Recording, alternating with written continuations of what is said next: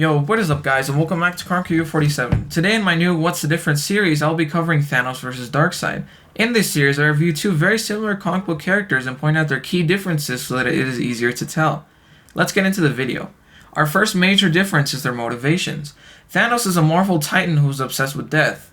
And I'm not talking about the idea of death, but rather the literal physical representation of death. Death is seen throughout the comics as a skeleton-cloaked woman similar to the Grim Reaper. She is different from Hela, however, who is the Asgardian goddess of death rather than being death itself. Thanos is always annihilating various people from different planets across the universe in hopes of impressing her, but to no avail. In Thanos' recent series, we see that even after Thanos has killed entire civilizations, death only teases him and doesn't seem to be impressed. One of Thanos' closest times to death is when he wiped out half of all existence. This was unfortunately only temporary, and death just left Thanos again. Darkseid, on the other hand, is also motivated by death, however not touched upon by love, just pure evil.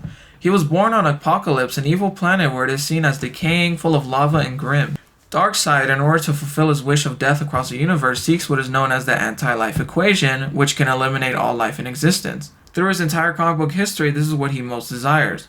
Recently, however, he wanted to create a new beginning to his planet Apocalypse, as seen in the Justice League Odyssey series. Moving on to our next major difference is iconic weapons. So Thanos is most notably known for using the Infinity Gauntlet, a weapon of 6 gems with the power to wipe out half of all life, or presumably all life, within the Marvel Universe. Although the Infinity Gauntlet has been wielded by many others, Thanos is the most iconic person to use this weapon. One of Darkseid's most iconic weapons is his Omega Beam. This isn't really an item, but rather a power Darkseid has within him. These Omega Beams have a few abilities that can help him fight off his enemies and are extremely powerful. They are extremely fast to the point where they can catch up to Superman and the Flash, as seen in the New 52 during the Justice League War story arc. His beams also lock onto their target and stay locked no matter how much they try and maneuver these beams. They are also capable of teleporting an enemy and send them back in time, as seen in Final Crisis where Batman is shot with these beams and he got sent through different periods of time. Another one of Darkseid's weapons is the anti-life equation, as I've already mentioned. Unlike Thanos with the Infinity Gauntlet, however, Darkseid doesn't even get to wield the anti-life equation. In the recent DC story arc, the anti-life equation in this dimension is a technological virus carried by Cyborg's body. This infection also contagions Darkseid, so it may not be such a good idea for him to wield the anti-life equation. The final main difference that I was able to find is their descendants. The Celestials were considered one of the first beings in existence within the Marvel Universe. They created the Eternals, who then had the Deviants, who were their descendants, which makes Thanos about the third descendant of this line. Thanos, because of this line of descendants, is deemed a Titan, or the Mad Titan as he is mostly referred to. Darkseid lived in a home planet long ago and he worked for the Old Gods, as they were called. He then killed them in a weakened state and became a new god, as told in the Darkseid Justice League one-shot from the New 52.